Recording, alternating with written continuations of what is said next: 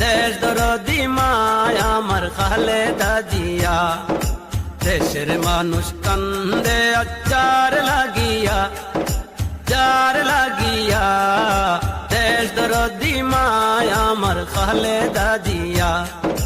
দেশ দরদি মায় আমার খালেদা জিয়া।